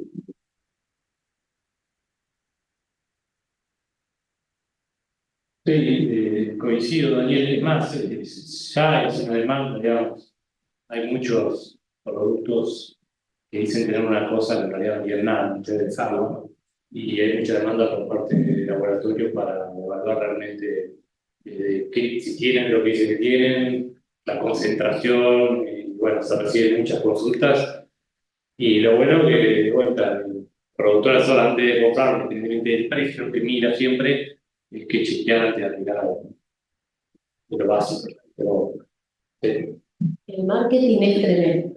El trabajo de marketing es muy bueno, que hacen y muchas veces te consultan cosas que decís, a ver, ¿cómo vas a usar eso? La verdad es que quizás dejamos esos espacios abiertos, quizás somos responsables nosotros, algo hay, pero uno cree que no muchos se van a sumar y cuando querés jugar no pasa eso. Entonces, quizás tenemos que trabajar nosotros de otra manera o no sé. Es muy largo. No me acuerdo quién estaba. Liz, que era. Sí, le vamos a preguntar a la vuelta. Dale. En primer lugar, respecto a lo que decía recién de compatibilizar lo del análisis visual del suelo con lo de doctores. No voy a juzgar eso ni lo que se puede hacer, pero acabo de mencionar que hay 3 protocolos para el muestreo de carbono: el de la FAO, el de INTA y el de APRESIL, CREA y AX. Y tiene una altísima coincidencia. Cuando se nos propuso en la AX de participar del protocolo que promovían APRESIL y CREA, yo dije, está el de INTA, ¿para qué vamos a hacerlo? Y no, tenemos que estar, se hizo el protocolo y se acaba de publicar. O sea, a veces cada uno quiere tener su propia quintita y lamentablemente estamos multiplicando esfuerzos cuando ya hay gente que ha trabajado para presentar su trabajo y nos permite hacer las cosas. Y quería hacer un pequeño comentario respecto a lo biológico. Yo aprendí con mis maestros en fertilidad que lo que mejor delata la condición de fertilidad de un suelo es la planta. Y entonces uno puede saber qué condición de fertilidad tiene el suelo si uno analiza lo que tiene la planta. Con la actividad biológica del suelo es lo mismo. Lo mejor para determinar la salud del suelo es cómo es su actividad biológica. Es lo que mejor delata la condición de salud y funcionalidad que tiene el suelo. El problema es todo lo que se dijo hoy, lo caro de los análisis, lo complejo de los análisis, la necesidad de una capacitación muy alta para poder llevar adelante esos análisis en los laboratorios. Pero no nos olvidemos que el atomo, el procesamiento de muestras para análisis biológicos es terriblemente más complicada que para hacer análisis químicos del suelo. Y si hoy no logramos que el productor lleve una muestra para hacer nitratos que esté mínimamente refrigerada para llegar al laboratorio, ¿cómo vamos a hacer para tener la actividad biológica en la muestra que viaje 100, 200, 300 kilómetros en una conservadora que se derrite el hielo a la mitad del camino y llegan calientes al laboratorio con los bichos dentro del suelo, saludando cuando abren la bolsa? O sea, lamentablemente no está preparado el sistema, si bien es lo más sensible, lo más correcto, lo que mejor nos puede tratar el estado de salud de un suelo es la actividad biológica y el tipo de microorganismos que hay. No podemos pretender que eso se utilice para análisis de rutina de calidad de suelo, porque no vamos a confiar nunca en los resultados. Y no con los laboratorios. En general vamos a tener todo el proceso previo que nos va a llevar a duda respecto a si la muestra fue adecuadamente tomada, procesada y manipulada.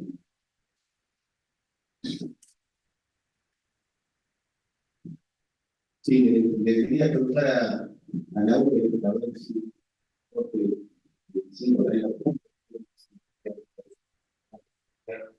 hay un tipo de relación de campo alquilado y campo arrendado o campo de productor. Buena pregunta. En realidad, lo que yo mostré es el relevamiento que hace la Bolsa de Comercio de Buenos Aires, del RETA, el programa RETA, y ahí no discrimina, por lo menos no lo tiene discriminado, si es campo arrendado o campo propio. Yo te diría que, a ver, en general es bastante compleja la respuesta, porque uno pensaría que, bueno, el que trabaja en campo alquilado, como que tiene que tomar mejor decisión, porque si ese año, y si le va mal, pierde negocio, no es a largo plazo, es una decisión, debería aumentar la frecuencia de muestreo de suelo. Y el que tiene campo propio, como puede tener una mirada más a largo plazo, toma una muestra de suelo cada 3-4 años, dejando en un cliente de baja movilidad o parámetros que son más o menos estables. Eso es la teoría y lo que uno dice generalmente, uno va a arrendar un campo, toma la muestra. En la práctica, por lo menos, los hechos Fernando y Esteban, con los que a mí me toca trabajar, no es tan lineal eso. Tenés gente que alquila el campo y, como decía Daniel, hace lo que le resultó en los campos que tiene a 2 kilómetros o a 300 kilómetros, más o menos lo mismo, y hay gente que es dueño del campo y dice, no, así no lo voy a buscar todos los años. Entonces, no te lo puedo separar, la verdad que no tengo ese dato. Pero me parece que todavía las condiciones que tomé de gente que tiene campo propio todos los años, otro que no, y mismo arreglado. Lo que sí es interesante, que tiene un cachito, pero lo que decía hoy Esteban es que en general estamos produciendo a base de lo que nos da el suelo, y ahí sí hay un trabajo muy interesante de CREA, que uno pensaría siempre que los que más hacen minería son los que alquilan respecto a los dueños del campo. Y el trabajo de CREA dice que no es así. En realidad, dentro de la población de CREA, los que alquilan campo, como saben que el negocio es fino, tratan de ajustar lo mejor posible las tecnologías de insumo y de proceso. Dentro del mundo CREA, ¿no? Si uno sale a la región pampeana y demás, puede cambiar, pero por eso no me animo a hacer esa asociación tan lineal con el tema de los muestreos. Sí, yo coincido con Nahuel. Cuando uno anda y pregunta, en muestreos, tanto la decisión de muestrear y analizar, como el cálculo de dosis, la filosofía de tomar en cuenta para la dosis, no depende tanto, sino depende de la propia idiosincrasia de la persona. Hay gente que usa campo propio y alquila y hace lo mismo, en general, y muchas veces pasa lo mismo al revés. ¿Sí? El que hace una cosa lo hace y no al revés. ¿Entienden? Es muy propio de la persona que decide eso, más que si es para campo propio o campo alquilado. Por eso coincido que no es lineal, no es que todo el que hace el campo arrendado no hace muestreo. No, depende mucho de la decisión de la persona. Y realmente se asocia a cómo estima o cómo calcula las dosis, cómo planea su fertilización. ¿Peco? No, para mí depende mucho más.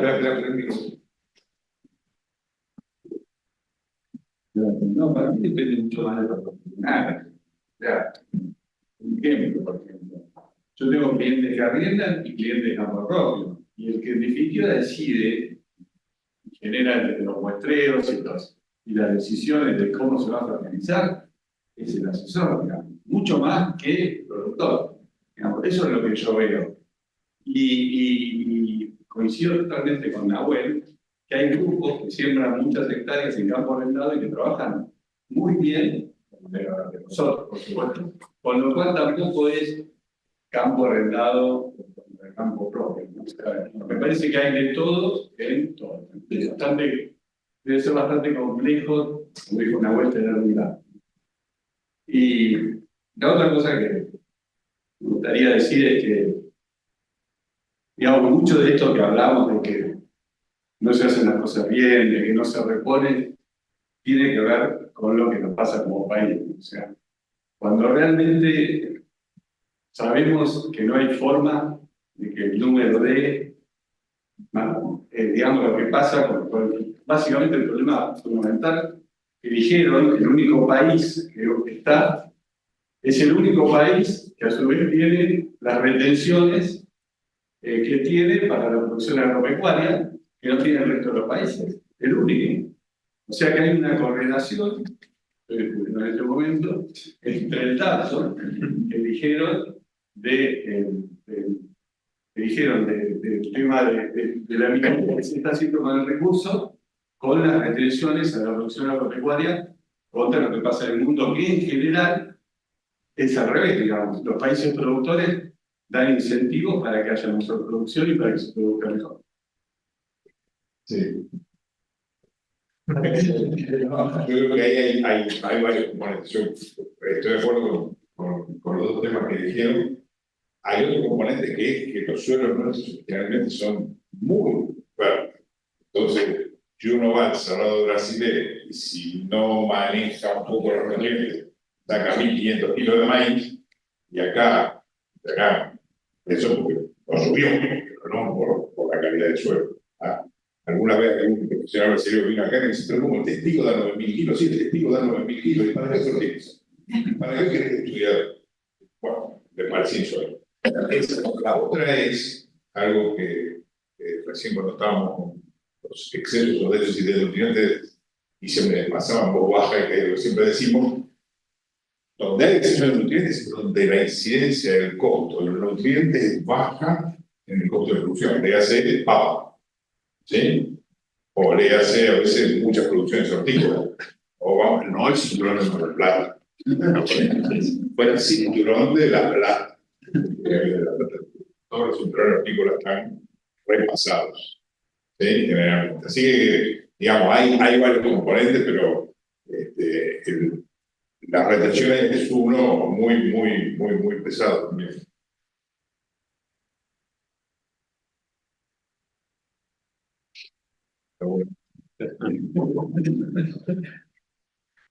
Bueno, no, yo simplemente, ahora después nos quedamos, se retira el público y la mesa examinadora se queda con... No, les agradezco mucho porque hubo muchas más preguntas, obviamente, como moderador tenés que traer una lista de preguntas, o sigamos, pero ahora muchas más. A mí me quedan dos cosas picando, ¿no? Si posteamos, que siempre nos suele pasar, posteamos el 20-25%, pero queremos hacer indicadores biológicos. No, ustedes lo dijeron, volvemos otra vez al punto cero, ¿no? Sí, pero, igual que mostró todos los lotes todos los años. Que no, decimos siempre, mostrar bien, ¿no? Porque todos esos errores de mostreo y todo eso que por ahí el abuelo comentó rápido, y después interpretarlo. A mí una duda que me queda de lo que hablábamos recién es, por ahí se muestrea, pero creo que Esteban lo marcó también, se interpreta sobre ese análisis que me dio un buen muestreo, se interpreta bien. En eso hay muchísima información, nos cansamos de decirlo eso, todos nosotros que estamos acá, hay muchísima información, usemos toda la información que hay disponible. ¿Sí? Hace 40 años decíamos que faltaba información, discúlpenme, la cantidad de info que hay, datos mata relatos y hay datos. Así que digamos, lo podemos llegar. Y lo otro que por ahí me parece que puede ser un buen mensaje en el Día del Suelo es, que lo remarcaron todos, y vuelvo a tomar otra vez lo de la estructuración visual y tu trinchera, que le decíamos calicar. Mucho más trabajo calicar. Suena bueno, pero bueno. Es mirar el suelo un poco más y dejar el mundo de los 20 centímetros. ¿Sí? Porque el mundo de los 20 centímetros, poco hacemos ya en el mundo de los 20 centímetros, acompañando al mundo de los 20 centímetros con una miradita, a lo mejor no esa hermosa trinchera que nos mostraste vos recién, pero por lo menos me queda la plata, qué sé yo, no sé. Digamos, hay muchos lugares que hace un par de años con Nahuel nos asombramos de ver un suelo muy compactado, para lo que son por ahí de más en Aparicio, casi franco-arenoso. El nivel de compactación que tenía era espantoso. ¿Sí? Y era una novedad para los agricultores. No habían metido la pata. Nos ocurrió meter la pata, vamos a empezar la masa. Sí, ¿por qué este trigo está así? Entonces, esas cosas se repiten. La última.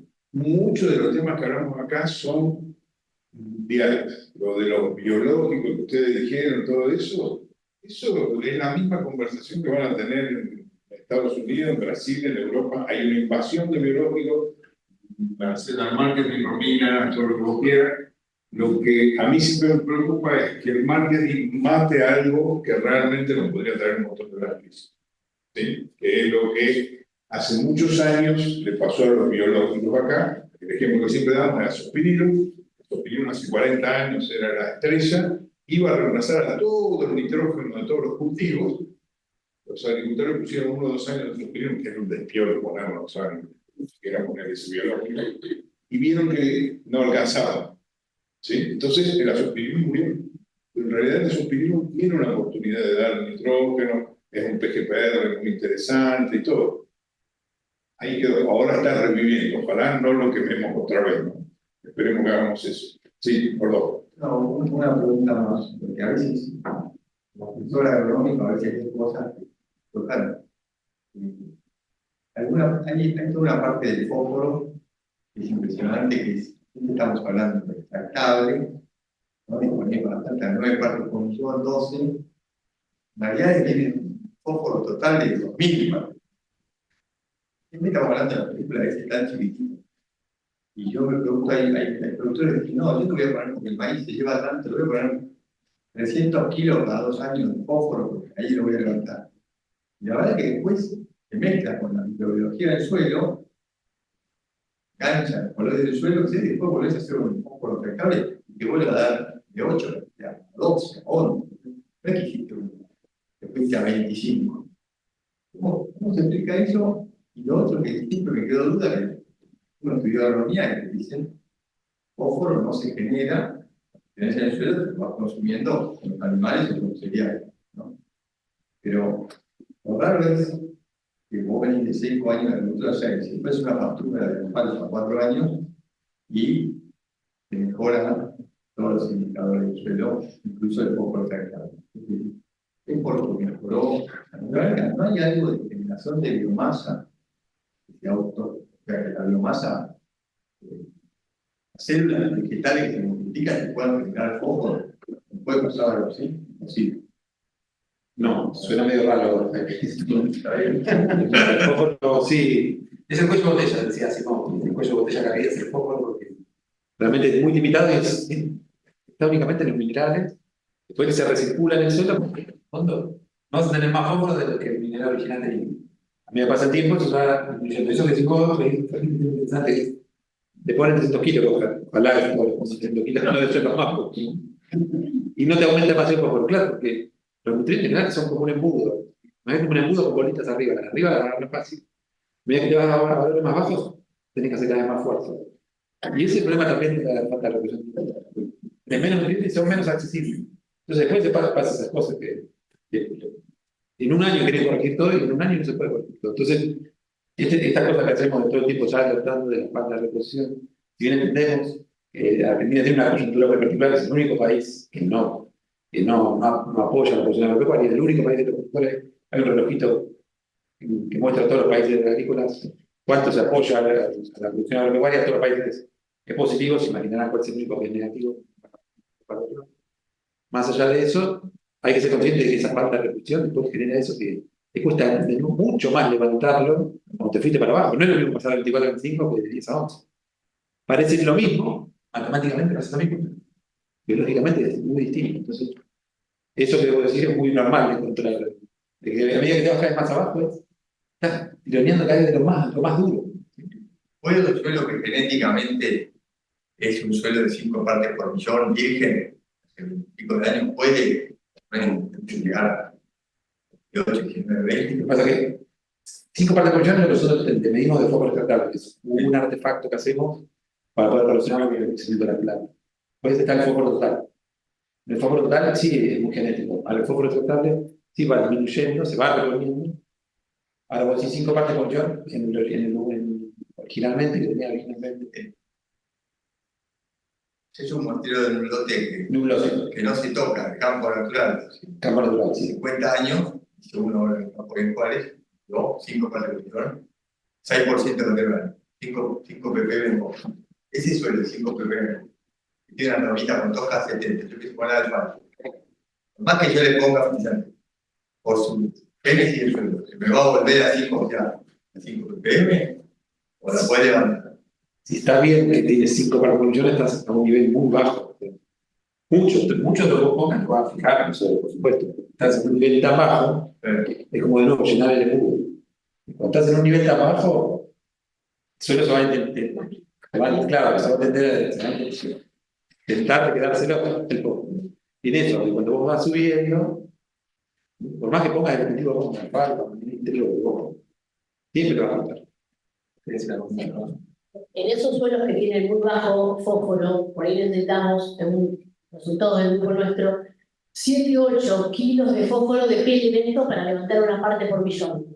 En los suelos que tienen a lo mejor 12 partes por millón de fósforo, necesitamos 5 o 4 kilos de pie elemento para levantar una parte por millón.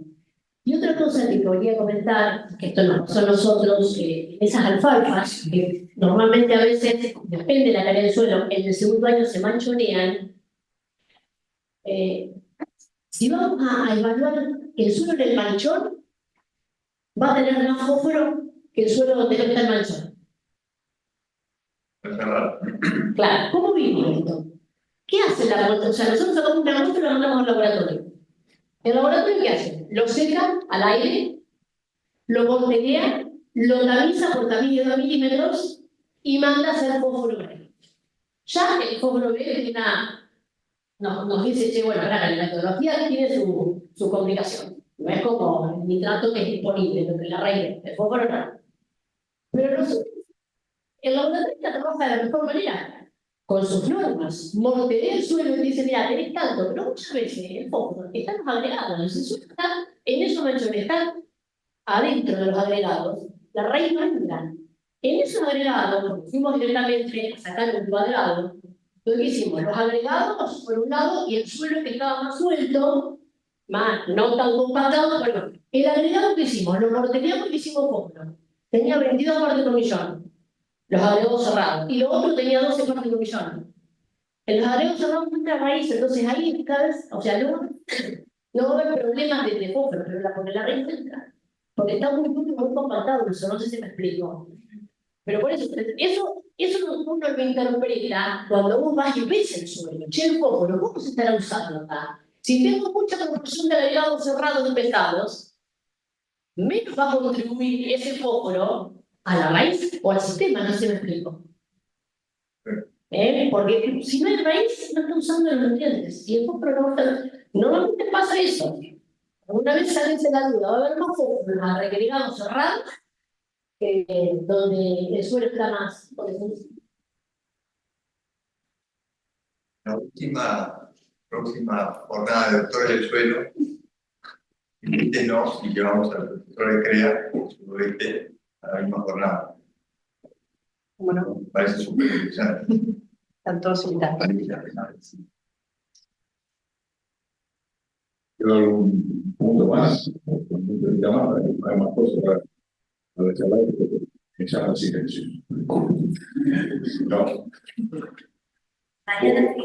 Mañana a las 9 de la mañana hay toda una charla y una mesa muy interesante de legislación sobre uso, manejo del suelo.